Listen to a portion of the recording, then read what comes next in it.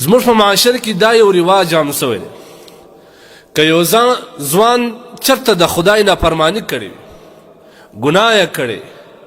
بیا سهار دی د ملګرو مخ ته راځي په خپله ګناه باندې فخر کوي او خلکو ته یې ښکاره کوي دا یو عجیبه لوی نحوست دی دا ګناه کبیره ده دا هغه ګناه ده چې نبی کریم صلی الله علیه وسلم فرمایي چې الله یې نه معافوي نبی کریم صلی الله علیه وسلم فرمای چې زما په امت کې ډیر ګناهګاران الله تبارک و تعالی بخشي الا المجاهرین مجاهرین الله نه بخشي صحابه ورته یا رسول الله مجاهر څوک دی نبی کریم صلی الله علیه وسلم فرمایل ان المهاجر ان يعمل الرجل بالليل عملا یو سړی د شپې یو ګناه وکړي الله تبارک و تعالی د پر دې ګناه او پر دې عمل باندې پرده اچولې الله د عمل پټ کړي لیکن دی سهار په خپل راولاړېږي پلانکي ته زنګ وي یا فلان حدیث کې د الفاظ فیقول یا فلان عملت البارحه كذا وكذا ما خو معاشره مقول العیاذ بالله دا اوس ځوانان هم دغه رقم چېرته چې په یو ګناه اخته سوي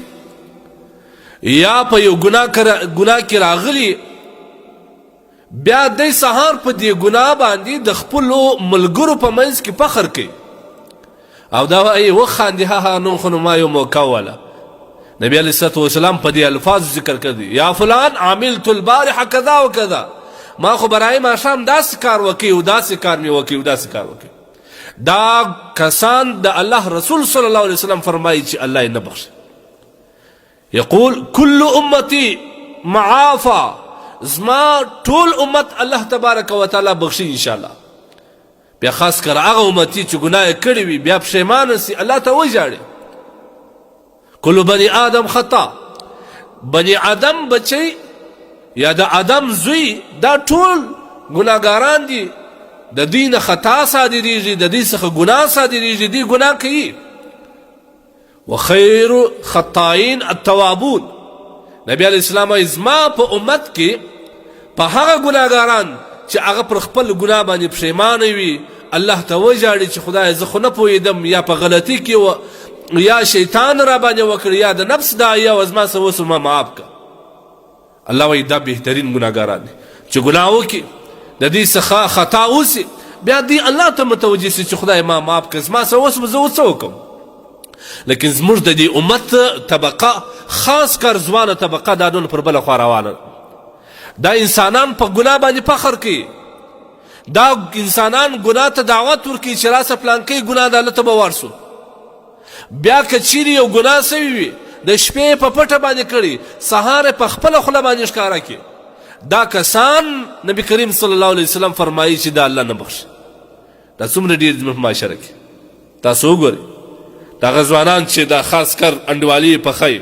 دا چې هره ګناه کوي خپل ملګري ته وایي خاص کر ګناه کبیره العیاذ بالله د نامحرمې نجونو سره تعلق جوړ کړي بیا دی د هغې نمبر هغې ته ورکوي او ورته وایي چې لاره ورسره جوړ کړه یا د نامحرم سره رابطه لري یا د غلطو خواهشاتو تقاضا ځینې کوي یا یې ځینې کړې هم وي العیاذ بالله یا په زنا باندې اخته یا زنا ځینې سوي وي بجای د دې چې دی معافي وغواړي بجای د دې چې دی پر خپل کار باندې پښیمانه سي بجای د دې چې دی پر خپل کار باندې الله ته عجز وکړي الله ته وژاړي دی نور د هغه برعکس په دې ګناه باندې فخر کوي او دا کسان الله نه معافوي ګورئ ځوانانو واورئ ګناه خو کوي درڅه کېږي د نفس یا د شیطان د تقاضا مطابق روان یاست ګناه خو درڅه وسي یا زموږ څخه یا د بل څخه موږ هم ګناه څخه معاف نه یو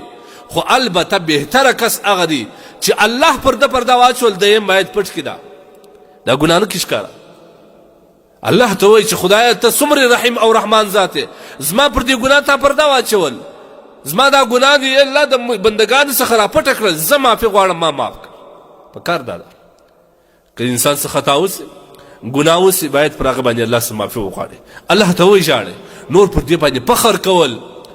اعلانیه خلکو ته ویل یا په علانیه توګه باندې دا ګناه پر ګناه نه بولل یا ګناه بولي خو په فخر پکې.